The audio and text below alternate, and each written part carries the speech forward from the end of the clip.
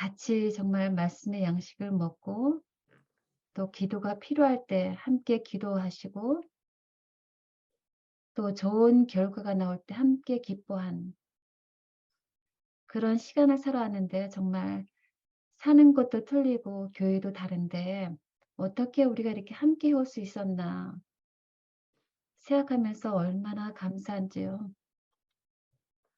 다 하나님의 전적인 은혜인 줄 알고요. 이렇게 바쁜 중에도 힘든 중에도 이렇게 늘 잊지 않고 찾으셔서 같이 하나님 안에 사는 행복을 주신 여러분들께요. 진심으로 감사드립니다. 아마 이 모든 모임이 이 모든 일이 성령님의 인도하심이 아닌가 하는 생각을 하고요. 정말 하나님의 자녀로 함께 사는 이 특권은 감사하고 또 감사해도 모자랄 것 같아요. 너무 감사드리고요. 오늘 제가 여러분들께 두 가지 질문을 좀 드려보려고 해요. 생각하면서 한번 답을 해보세요. 첫 번째 질문은 여러분은 예수님의 제자인가요?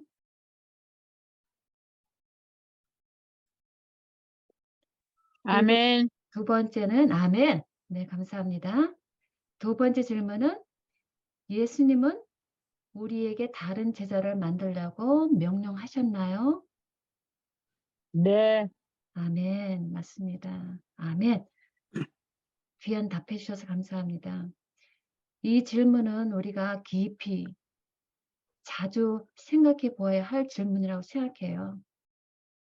우리는 하나님의 자녀이지만 동시에 우리의 또 다른 이름은 예수님의 제자라는 사실입니다. 아멘.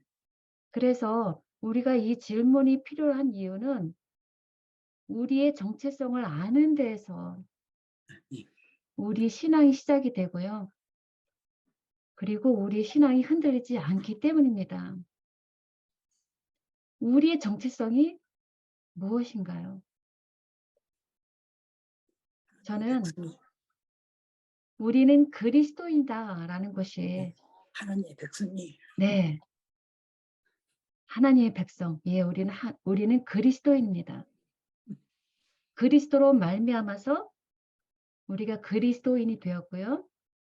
이제 우리는 그리스도를 전하는 자입니다. 이것이 우리가 가진 정체성입니다. 그런데 그렇게 저나 여러분이나 그런 목적으로 주님의 말씀을 듣고 배우고 말씀을 나누는 복된 그리스도인의 삶을 살기를 간절히 원해요. 그런데 그것이 쉽지 않다는 거죠. 말씀을 전하고 싶지만 마음은 있지만 그것이 책임감으로 느껴지고 부담이 크게 느껴지는 것이 사실이에요. 그것이 제 마음이고 또 여러분들의 생각이라 생각합니다. 그래서 오늘 그것에 대해서 좀 나누고 싶거든요. 그래서 오늘 제목은 제자가 제자를 낳는다 라는 제목의 말씀으로 우리의 모습을 좀 살펴보고요. 그리고 그에 대한 하나님의 명령의 말씀을 알아보려고 해요. 그래서 그 명령을 주시는 하나님의 속마음이 무엇인가 그거를 알게 되면 우리는 하나님의 은혜에 감사하게 되고 그 마음에 순종하고자 하는 마음의 결단을 주시리라 믿습니다. 그래서 오늘 본문 성경 마태복음 28장을 함께 펴서 읽어보고 함께 묵상하도록 하겠습니다. 마태복음 28장 16절에서 20절까지 말씀이거든요. 마태복음 28장 16절에서 20절입니다. 네, 제가 읽어보겠습니다. 11자가 갈릴리에 가서 예수께서 지시하신 산에 이르러 예수를 배웠고 경배하나 아직도 의심하는 자들이 있더라. 예수께서 나와 말씀하여 이르시되 하늘과 땅의 모든 권세를 내게 주셨으니 그러므로 너희는 가서 모든 민족을 제자로 삼아 아버지와 아들과 성령의 이름으로 침례를 베풀고 내가 너희에게 분부한 모든 것을 가르쳐 지키게 하라. 볼지어다 내가 세상 끝날까지 너희와 항상 함께 있으리라 하시니라. 아멘. 아멘. 네. 예, 우리가 잘 아는 대로 주님께서 우리에게 주신 마지막 당부, 지상 명령이지요. 대명령이라고도 부릅니다. 지상생애 3년 반 동안 제자들을 가르치고 키우신 주님께서 부활하시고 그 다음에 이제 하늘로 돌아가실 때가 돼서 제자들과의 아쉬운 만남의 장면이죠. 11명의 제자가 와 있다고 하지만요. 이 자리에는 예수님을 믿는 다른 500여 형제들도 모였음을 사도 바울이 고린도전서 15장 6절에 기록하고 있습니다. 그래서 그 수많은 사람들이 지금 예수를 뵙고 경배를 하고 있습니다. 그런데 놀라운 것을 발견했어요. 그것은 그 중에 아직도 의심하는 사람들이 있다는 말씀이에요. 놀랍지 않나요? 예수님이 지금 승천하시기 바로 직전인데 아직까지도 의심하는 사람들이 있다는 사실이에요. 마태복음 28장 17절이에요. 여기는 물론 11 제자들을 가리킨 건 아니고요. 500명의 신도들 중에 어떤 사람을 가리키는 말이죠. 그런데 그들이 무엇을 의심하는 걸까요?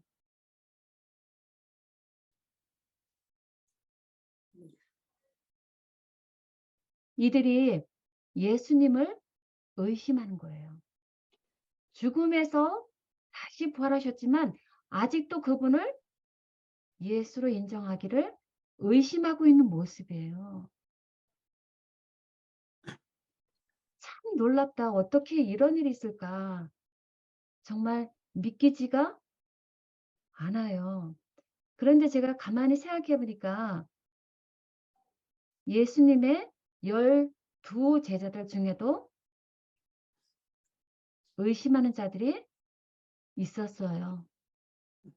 도마도 있고. 예, 맞아요. 네. 의심한 제자 도마가 있죠? 도마가 무엇을 의심했나요? 요한복음 20장 25절에 보면 다른 제자들이 그에게 이르되 우리가 주를 보았노라 하니까 도마가 뭐라고 말했죠? 그 못자국에 손가락 잡아야 한다. 맞습니다. 내가 그의 손의 못자국을 보며 내 손가락을 그 못자국에 넣어요. 내 손을 그 옆구리에 넣어보지 않고는 믿을 수 없다. 믿지 아니하겠노라. 보지 못하면 믿지 않겠다라는 거죠. 그래서 예수님 뭐라고 말씀하세요? 뭐라고 그랬지? 만져보라. 네. 내 만져보라. 손가락을 이리 내밀어 내 손을 보고 내 손을 내밀어 내 옆구리에 넣어보라.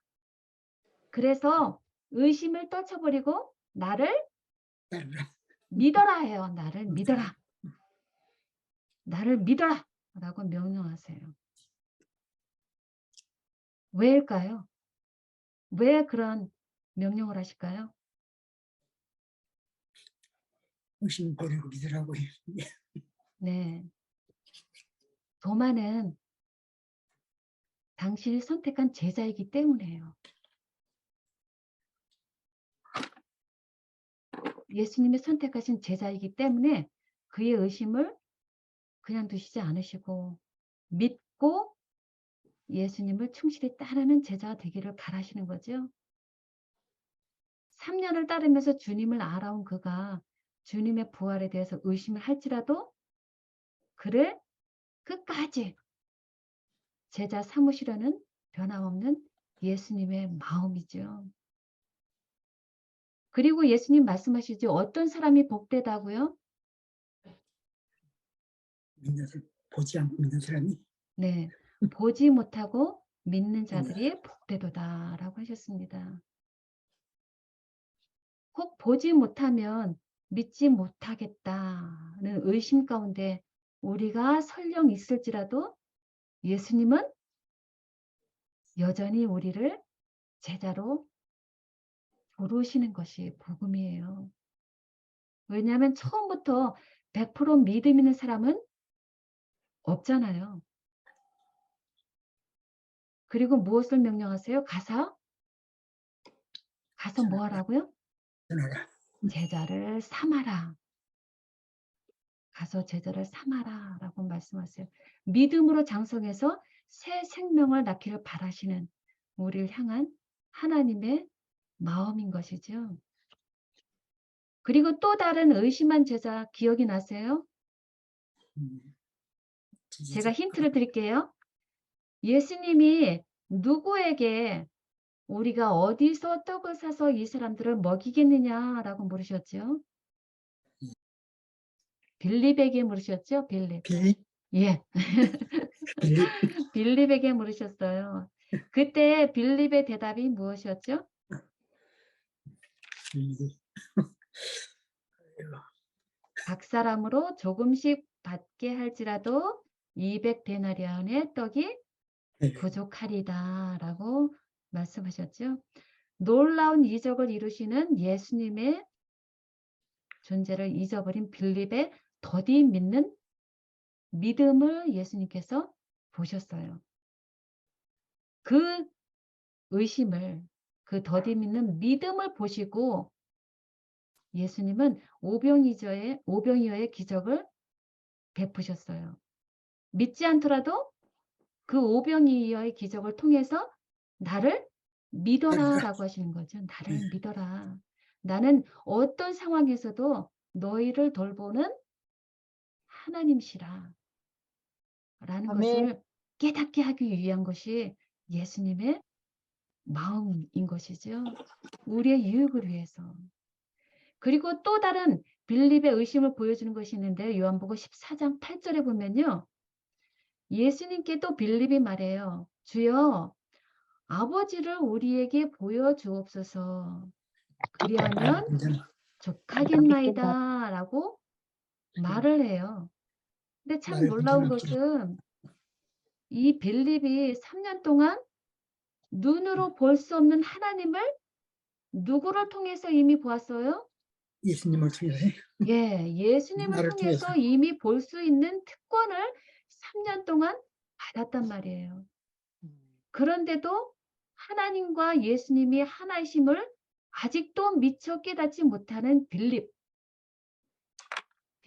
마음, 그 빌립의 의심이 바로 이 질문이에요. 그래서 예수님 말씀하시죠. 아니, 나와 함께 다니면서 생명의 말씀도 들었고 장님의 눈이 떠지는 것도 보았고 오병이의 기적도 보았고 죽은 나사로의 기적과 문둥병자를 고치신 하나님의 일을 이미 보았음에도 불구하고 하나님을 보여달라고 하는 게냐? 라고 하시는 것이 예수님의 마음인 거죠. 탄식하셨어요. 그리고 뭐라고 명령하시죠? 요한복음 14장 8절에 14장 한번 펴보실까요? 예수님께서 그렇게 탄식하시면서 무엇이라고 대답을 하시죠? 요한복음 14장이에요. 내가 아버지 안에 거하고 아버지께서 내 안에 계심을 믿으라 라고 하는 명령의 말씀입니다. 그리고 그 명령 후에 예수님은 아주 놀라운 약속을 선언하셨는데요. 그 말씀이 어디냐면요. 12절에 있어요.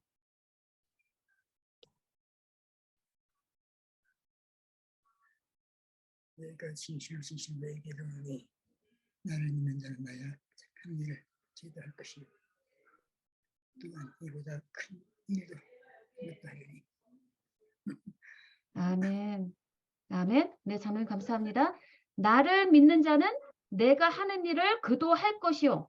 또한 그보다 큰 일도 하리니 하게 하겠다라고 하는 예수님의 약속이에요. 이 약속이 우리 삶에서 일어날 것을 여러분 믿으세요? 아멘. 아멘. 네, 아멘. 아멘. 네. 예. 아멘 하시는 대로 이루어 주실 줄 믿습니다. 왜냐하면 말씀대로 이미 증명이 되었거든요. 예수님이 3년 동사후 승천하실 때 예수님을 믿는 신자들이 고작 몇 사람이었어요? 500여 명. 500여 명이 모였다고 했어요. 그리고 그중에 예수님이 떠나신 후 다락방에 모인 무리의 수는 사도행전 1장에 보니까 120명. 120명. 네. 이라고 했어요. 그러나 예수님의 약속대로 제자들로 인해서 초기 교회가 얼마나 급성장했는지를 보여주는 것이 사도행전 2장이잖아요. 오순절 날의 사건. 예.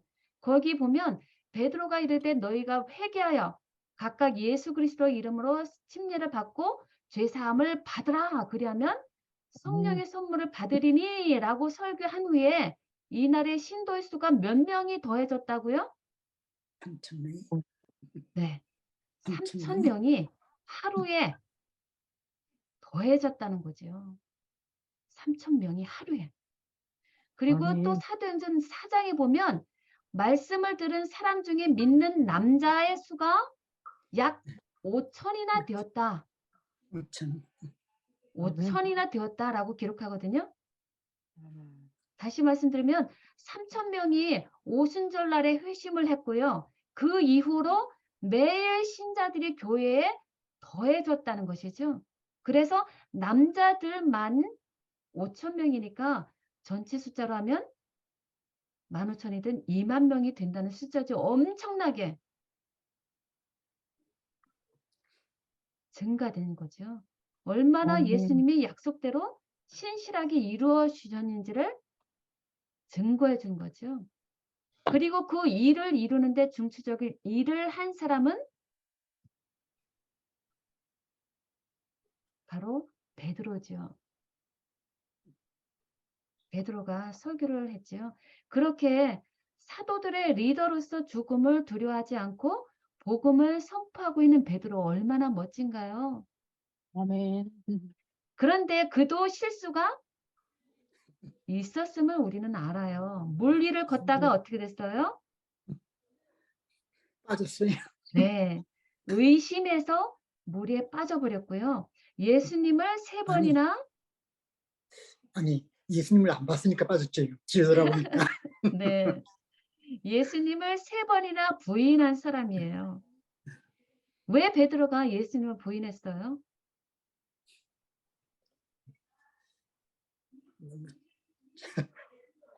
자만했어요. 예수님을 부인한 이유. 자신에게 닥칠 일이 겁이 나고 두려워서. 그래서 그렇게 사랑한다고 고백했던 예수님을 부인해 버린 것이죠. 3번씩이나 해. 네. 자기 그리고 또 한 3번을 사람 가룟 유다도 그 중에 하나고요. 예수님이 하시는 일이 스스로 죽었잖아요. 자살했잖아요. 그렇죠. 예. 예수님이 하시는 일이 자기의 뜻, 자기 생각이 아니라서 의심하다가 결국 슬픈 운명을 맞이하고 말았습니다. 예, 장로님 말씀대로요. 자기 뜻대로 안 해가지고. 그렇죠. 예. 도마와 같이 보지 못하면 믿지 못하겠다는 분 혹시 계시는지요? 빌립과 같이 깨닫는 데 더디고 의심이 많다고 스스로 생각하는 분 계시는지요? 유다처럼 내 뜻대로 일이 돼야 된다고 생각하시는지요? 베드로처럼 마음 두렵고 약해. 무서우신지요? 베드로가 마음이 약했잖아요. 이들은 다 우리의 모습이에요.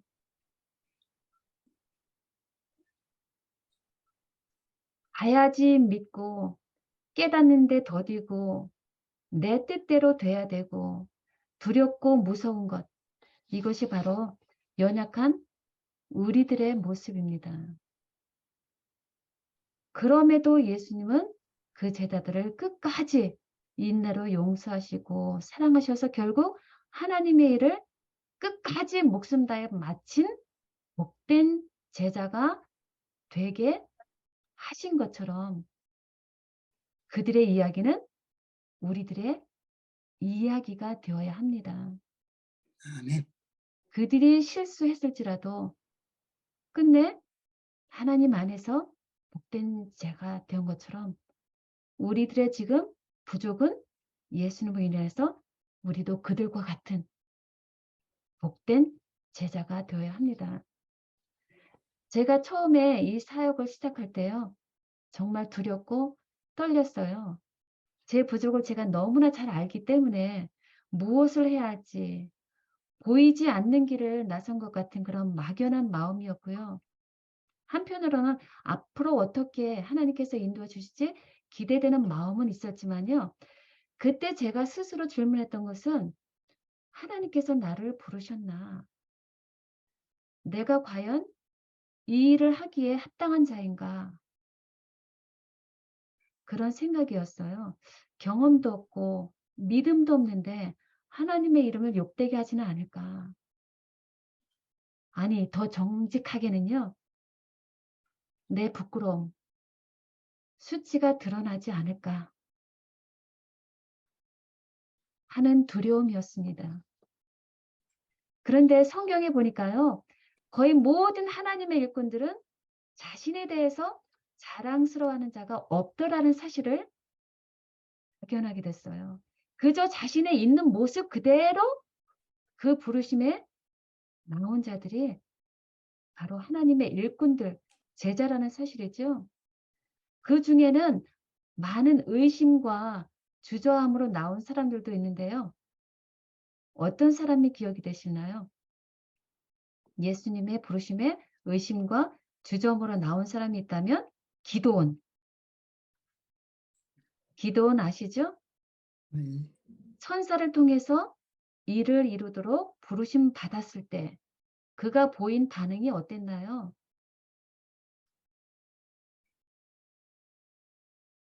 100% 믿음으로 따라 나섰나요? 그 주어진 이 사명을 감당했나요? 그래요. 예, 그가 보인 반응이 이랬네요. 내가 무엇으로 이스라엘을 구원하리까? 나의 집은 극히 약하고 나는 내 아버지 집에서 가장 작은 약한 자니이다 라고 작은 자. 했고요. 나와 말씀하시니가 주 되시는 표징을 내게 보여주소서. 내 손으로 이스라엘을 구원하시려거든 표징을 주소서 라고 했고요. 양털과 이슬로써 보여주시기를 간구한 사람이 바로 기드온이죠. 기도원이. 그래도 그를 참아보시고 표징을 보여주심으로 믿음이 자라나게 하신 후에 300명의 군사로 미디안 군과의 전쟁에서 승전한 기록이 얼마나 우리에게 위로가 되는지요. 또 모세는 어떤 사람이었나요? 하나님께서 그에게 명령하셨죠. 애굽의 왕에게 가서 하나님의 말씀을 그대로 전하고 이스라엘 백성들을 출애굽하라라고 하는 명령이 주어졌을 때 모세가 어떤 변명을 했어요? 나는 말이 못하고 말을 못한다 했잖아요. 네, 내 형 아론 가라. 네. 우리들을 보는 것 같아요. 나는 입이 뻣뻣하고 혀가 둔한 자니다. 라고 2번이나 몸을 사렸던 사람이에요. 한 번도 아니고 2번이나. 그래도 예수님은 계속 그를 두드리시고 위로하시고 용기를 주셨지요. 생각해 보세요. 만약에 그때 하나님의 명령에 모세가 불순종했다면 이스라엘의 출애굽 역사가 어떻게 기록이 됐을까요? 물론 하나님께서 계획하신 일이니까 하나님의 뜻대로 되겠지만요. 그다음에 예레미야를 한번 볼까요? 예레미야를 하나님께서 부르셨어요. 하나님께서 그를 부르실 때 이렇게 부르셨어요. 내가 너를 모태에서 짓기도 전에 너를 알았고 태어나기도 전에 너를 거룩하게 구별하였으며 너를 열방의 선지자로 세워놓으라라고 그를 부르셨어요. 그런데 예레미야는 어떤 말을 하죠? 예수 하나님께 나는 아이라 말할 줄을 알지 못한다라면서 하나님의 부르심을 거절하죠. 물론 예레미야는 아직 어리기도 했지만요. 죄악에 가득한 유다 백성들에게 하나님 말씀 전하는 것이 두려웠던 거죠. 그 두려움이 문제였던 거죠. 그래서 예레미야는 하나님의 부르심에 응답하기를 주저했던 것입니다. 그러나 하나님의 부르심은요. 내가 하고 싶은 일, 내가 잘하는 일이 아니죠. 하나님의 부르심은 하나님께서부터 주어졌기 때문에 하나님의 일을 우리는 감당해야 하는 것이죠. 그래서 하나님의 일이기 때문에 하나님이 명령하셔야 하는 거죠. 그리고 우리는 하나님의 백성이기 때문에 우리는 그 명령에 당연히 순종에 순종할 의무가 있는 의무가 있어요. 거고요. 네. 그리고 그 명령은 우리에게 생명으로 인도하는 능력이 되는 있습니다. 것이죠. 예. 왜 하나님이 명령을 하실까요? 하나님께서 우리에게 그냥 일을 시키고자 이렇게 일을 주시는 걸까요? 명령하시는 걸까요? 명령하시는 내용들 보니까 하나님은 사랑하는 자에게 하나님이 명령하세요. 그 말은 하나님의 명령은 하나님의 사랑이다 라고 볼 수 있겠다 생각이 들어요. 그래서 한번 같이 볼까요? 38년 된 병자에게 예수님이 어떤 명령을 하셨나요? 내가 낫고자 하느냐 먼저 물었지요. 네, 먼저 물으셨고 그다음에 무슨 명령을 하셨어요? 네. 일어나라. 예, 일어나라. 예, 일어나라. 그다음에요? 내 걸 가지고 가라. 예, 짐을. 아멘, 맞습니다. 일어나, 내 자리를 들고 걸어가라라고 명령하셨죠?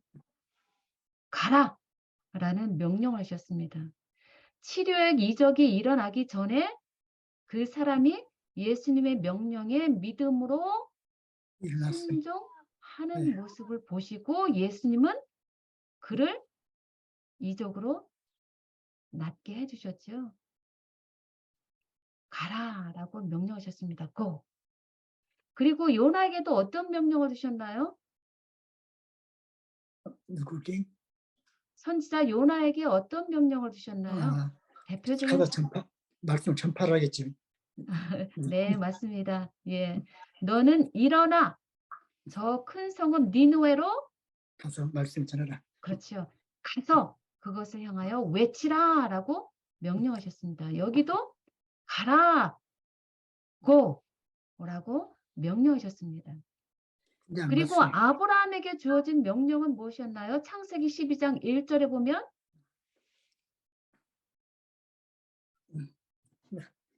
가나안 땅을 향해 가라겠지.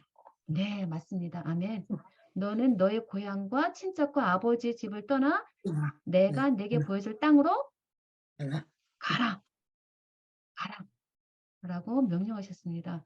여기에 지금 계속 제가 가다라는 단어를 계속 찾았는데요. 이 가다에 해당되는 히브리 단어 얄라크는요. 그냥 할 일 없이 걸어가라는 것이 아니에요. 그 뜻은 누군가의 명령에 의해서 갈 때 사용하는 단어예요. 누군가의 명령에 순종해서 갈 때 쓰는 단어가 바로 얄라크라고 하는 가다 라고 하는 동사입니다. 그래서 거기에는 항상 지시사항과 사명이 내포되어 있어요. 하나님의 명령이니까. 그래서 우리에게는 요나에게는 그런 명령을 주셨고 아브라함에게는 그런 명령이 주어졌다면 지금 우리에게는 어떤 명령이 주어졌나요? 말씀을 전파하라. 네, 아멘 맞습니다. 오늘 같이 말씀 읽으신 본문 마태복음 28장 18절에서 20절 말씀이 네, 가서 너희 우리에게 온 민족을 주시는 제자로 삼아. 네, 아멘 명령입니다. 예수께서 말씀하시되 가서 제자로 삼아 아버지와 아들과 제자로 성령을 삼고 침례를 주고 그들에게 가르쳐 지키게 하라 라고 하는 명령이 우리에게 주어진 건데 가장 대표적인 것은 가서 제자 삼아라 라고 하는 것이 대표적인 명령이죠. 그래서 우리는 이러한 예수님의 이런 모든 명령이 우리 귀에 얼마나 강하고 크게 내 귀에 들리는가를 우리는 생각해 보아야 합니다. 이 명령은 다른 누구에게 주신 것이 아니라 나한테 우리, 나, 나한테 각자 장로님과 저와 심영숙 집사님과 이재욱 집사님과 이영순 집사님 모든 우리 각자에게 주신 하나님의 직접적인 명령인 것이죠. 또 우리 그래서 삶인 거예요. 예, 예수님께서 우리를 제자 삼으신 이유는 다른 사람을 제자 삼도록 하기 위한 것이죠. 그래서 부지런히 때를 얻든지 못 얻든지 하나님 말씀 전파하기를 명령하셨고요. 그리고 그것이 우리가 하나님과 협력하여서 일하도록 부르신 목적임을 우리는 다 압니다. 우리 예수님께서 창조 때부터 아브라함 전에도 일하셨고요. 구약과 신약 내내 그리고 지금도 우리의 구원을 위해서 종일토록 일하고 계셔요. 그래서 예수께서 말씀하셨죠. 내 아버지께서 이제까지 일하시니 나도 이란다. 일한다. 라고 말씀하셨는데 이것이 무슨 말씀일까요? 아버지 하나님도 일한다. 나 예수도 일한다. 그러니 너희도 내가 일하는 것처럼 같이 일하라. 일하자. 라고 부르시는 예수님의 음성이죠. 같이 일하자. 아버지도 일하고 나도 일하고 그리고 나의 백성, 나의 제자 너희들도 같이 일하자. 라고 부르시는 것이 하나님의 마음이죠. 그래서 요한복음 4장 35절 보면 예수님 말씀하셨어요.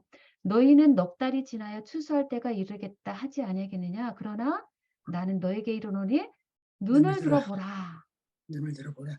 희어져 추수하게 되었다. 되었도다. 거두는 자가 이미 싹도 받고 영생이를 열매를 모으나니 이는 이유가 뭐예요?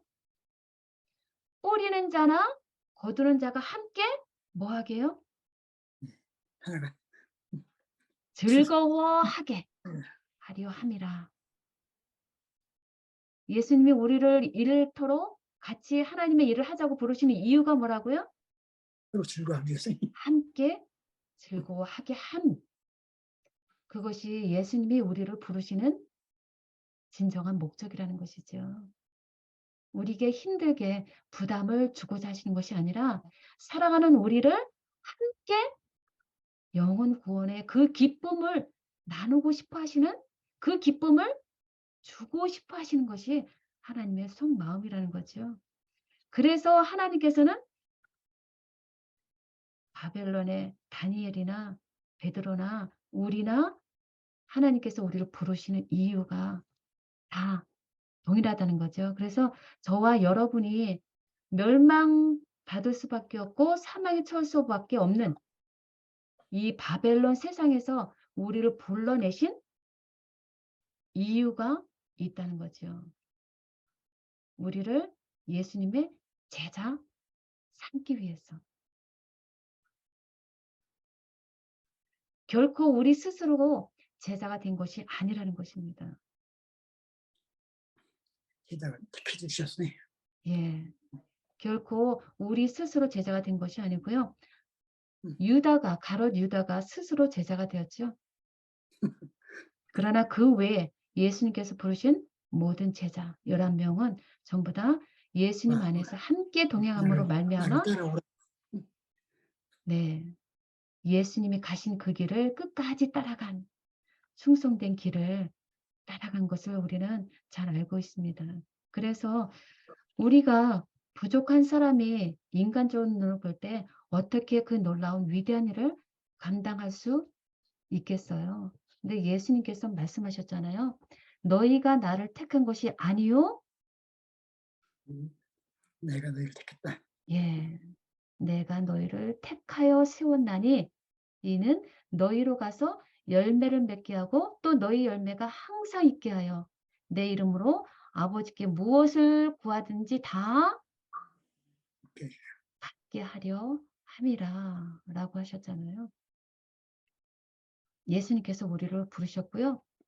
또 잘 아는 베드로에게 예수님께서 어떻게 하셨어요? 나를 따르라. 따르라 라고 예수님이 부르신 거죠. 그리고 이사야서 65장 1절에도 보면 내게 묻지도 않은 사람들에게 내가 나를 드러내어 보여주었다. 나를 찾지도 않은 사람들에게 내가 그들을 만나 주었다라고 예수님께서 말씀하셔요. 우리가 하나님을 택한 것이 아니라 누가 우리를 택해 세우셨다고요? 하나님이 우리를 예, 하나님께서 우리를 택하고 제자로 세우셨다는 거죠. 얼마나 놀라운 특권인가요? 제가 스스로 한 것도 아니고 세상에서 세운 것도 아니고 놀라운 하나님의 능력, 예수님께서 우리를 택해서 세우셨다는 겁니다. 아멘. 놀라운 특권이에요. 아멘. 그런데도 우리는 얼마나 예수님의 제자로서 아직도 자신이 없고 주저하고 있는지요. 예수님께서 그럴지라도 여전히 명령하세요. 가서 제자 삼아라. 아멘. 가서 제자 삼아라.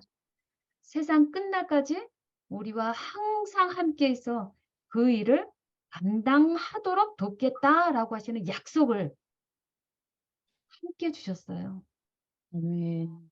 그래서 명령은 일종의 약속이다라고 하신 말씀대로 그 명령을 주신 분이 그 약속을 이루어 주시는 거죠.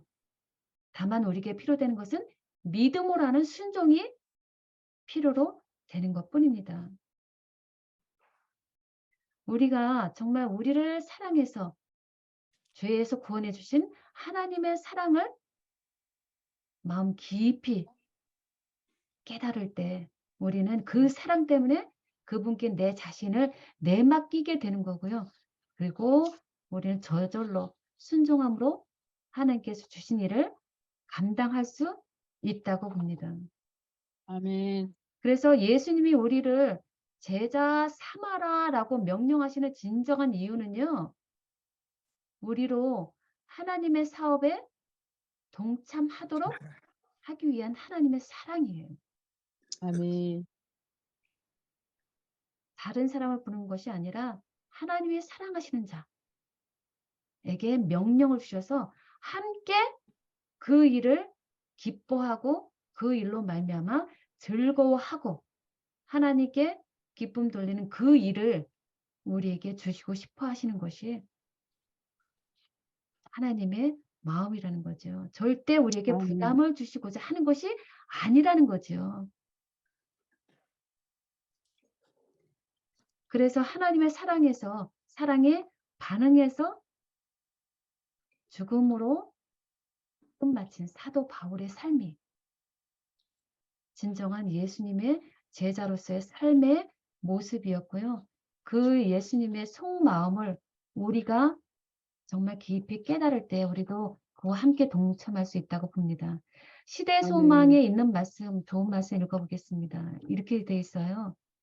주께서는 당신의 백성들이 자신들을 낮게 평가할 때 실망하신다. 그분은 당신이 택하신 백성들이 당신이 그들에게 매기신 값에 의해서 자신들을 평가하기를 원하신다. 하나님께서는 그들을 원하셨다. 그렇지 않았더라면 그분은 그들을 구속하시려 그처럼 값비싼 심부름으로 당신의 아들을 보내지 않으셨을 것이다. 그분은 그들을 쓰실 때가 있으며 그들이 당신의 이름을 영화롭게 하려고 당신에게 가장 큰 요구를 할 때 매우 기뻐하신다. 만일 그들이 그분의 약속들을 믿는다면 그들은 큰 것을 기대할 수 있다. 아멘. 얼마나 용기가 되는 말씀인가요? 우리 스스로 아멘. 보면 아무것도 아니지만 하나님은 우리 자신을 어떻게 평가하라고요? 높이라고 하나님께서 매기신 피로 매기신 그 값에 의해서 우리 자신을 평가하기를 원하신다는 것이죠. 아멘. 잘하는 것이 아니라 그거는 말이 틀리죠.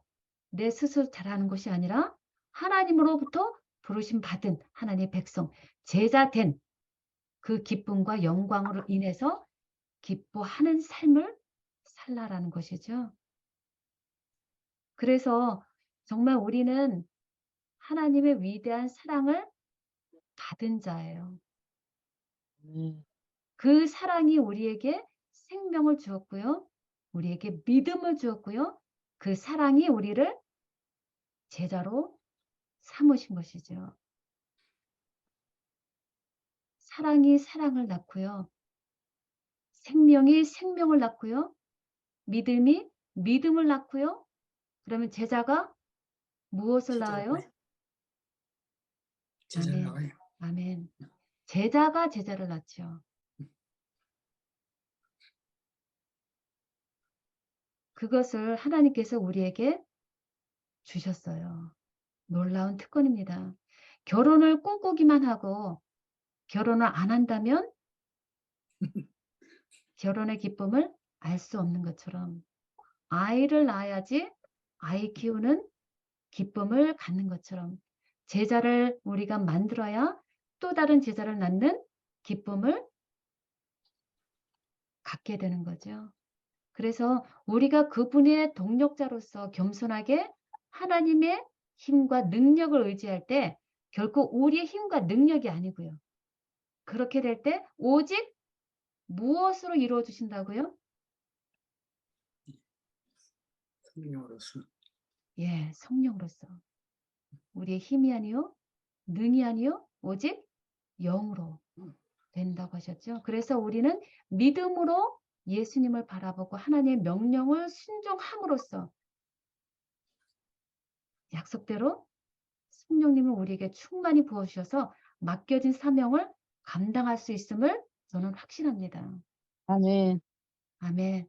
네, 감사합니다. 결코 나의 연약함을 보고 두려워하지 말고 나에게 아멘. 능력 주시는 하나님을 바라보면서 강하고 아멘. 담대하게 맡겨진 일에 충성하게 해주시기를 하나님께 간절히 기도드리고요. 정말 우리는 아멘. 끊임없이 이를 위해서 기도해야 될 줄 압니다. 아멘. 아무쪼록 나의 명령을 따르라. 내가 너희에게 임무를 맡겨노라. 라고 하시는 주의 명령을 따를 때 주와 함께 아버지 집에서 영원히 살게 해주신 그 약속을 믿고 감사하시는 저와 여러분들 되시길 바라면서 오늘 말씀 마치도록 하겠습니다. 아멘. 아멘.